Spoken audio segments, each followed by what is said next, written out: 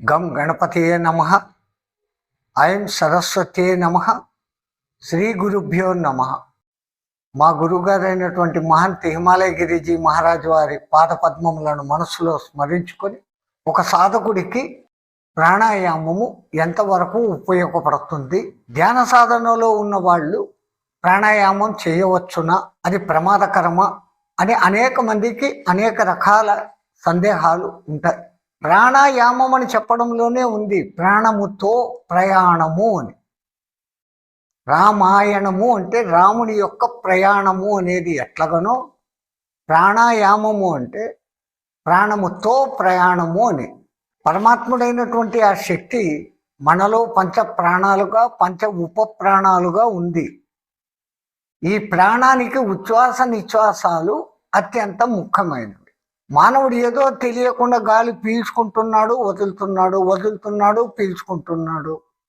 ఇంతవరకే ఆయన చేస్తున్న క్రియ.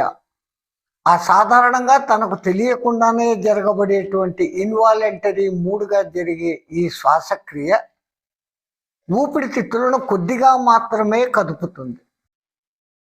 ఒక క్రమ పద్ధతిలో గాలిని బాగా తీసుకొని ఊపిరితిత్తులకు అందించి రక్త శుద్ధి చేసే ప్రక్రియ ప్రాణాయామ ప్రక్రియ. దీంట్లో పూరక కుంభక రేచకాలు అని, బాహ్య కుంభకముని, అంతర్కుంభకముని అనేక విధి విధానాలు ఉంటాయి. ఒక సాధకుడు, ముఖ్యంగా మన ధ్యాన సాధకులు ధ్యానంలో కూర్చుంటారు, కేవలం మామూలు శ్వాసను పీల్చి వదులుతారు. ఒక రిథమెటిక్ ప్రాణాయామాన్ని అలవాటు చేసుకున్న తర్వాత అదే సాధకుడు తన ధ్యానాన్ని ఇంకా అద్భుతంగా నిర్వర్తించుకోగలుగుతాడు. ధ్యానికే కాక ఆరోగ్యానికి కూడా ప్రాణాయామము ఎంతో ఉపయుక్తం అయినది.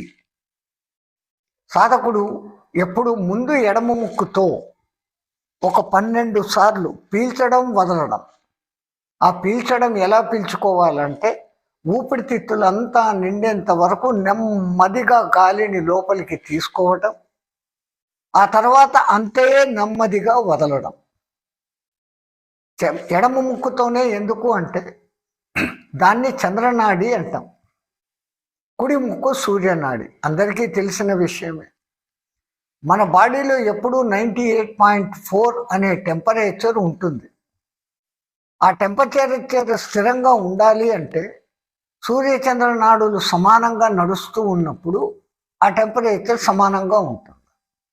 ఏ కారణం చేతైనా చంద్రనాడి సరిగ్గా పనిచేయక సూర్యనాడే ఎక్కువ పనిచేస్తే అది టెంపరేచర్ జ్వరము అనే పేరు మీద హై టెంపరేచర్ అవుతుంది.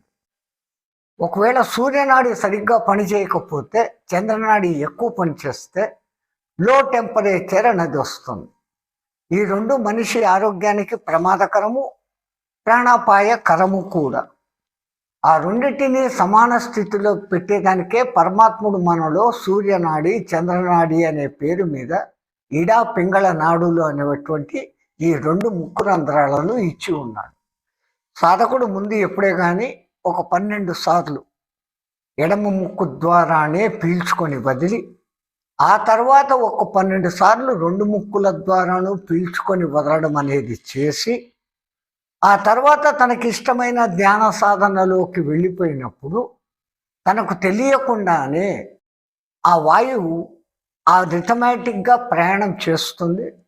ఒక్కసారి లోపలికి పోయినటువంటి ఈ వాయువు ప్రాణ, అపాన, వ్యాన, ఉదాన, సమానం అనే ప్రధాన 5 వాయువులుగాను, నాగ, కూర్మ, కృకుర, దేవదత్త, ధనుంజయాలనే ఉపవాయువులుగాను మన శరీరం అంతా ప్రవర్తన చేస్తూ ఉంటుంది. ఎంత అద్భుతంగా, ఎంత బాగా మనం ఈ గాలిని పీల్చుకొని వదిలేది అభ్యాసం చేస్తామో, ఎంత బాగా కుంభిస్తామో మన శారీరక ఆరోగ్యము అంత బాగుంటుంది. నాడీ శుద్ధి కలుగుతుంది. షట్చక్రాలలో కదలికలు కూడా తీసుకొని రావచ్చు. షట్చక్రాలు కదిలేవి అంటే సహస్రారానికి చేరే మార్గం. ఆజ్ఞాచక్రం దగ్గర మన యొక్క స్వస్వరూప ఆత్మదర్శనాన్ని కూడా సరి అయిన ప్రాణాయామ క్రియలు చేస్తే తెలుస్తాయి.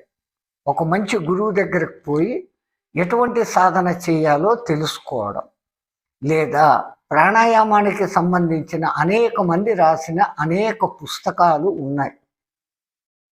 ఈ మధ్య కాలంలో నేను చూసిన అటువంటి పుస్తకాలలో శ్వాస ప్రకరణము అనేది ఒకటి ఉంది, వేద శ్వాస అనేది ఒకటి ఉంది. ఈ పుస్తకాలన్నీ అనేకం సంస్కృతంలో ఉన్నాయి. స్వరయోగ చింతామణి అనేది ఒకటి ఉంది, అది కూడా సంస్కృతంలో ఉంది. ప్రాణాయామ సాధన చేసే ఏ మానవుడైనా అటువంటి పుస్తకాలు చదివి ఒక మంచి గురువు దగ్గర ఈ ప్రాణాయామ సాధన చేసినప్పుడు ఆయనకు ఆరోగ్య వృద్ధి అవుతుంది, ఆయుష్ వృద్ధి కూడా కలుగుతుంది. జయ శ్రీమన్నారాయణ.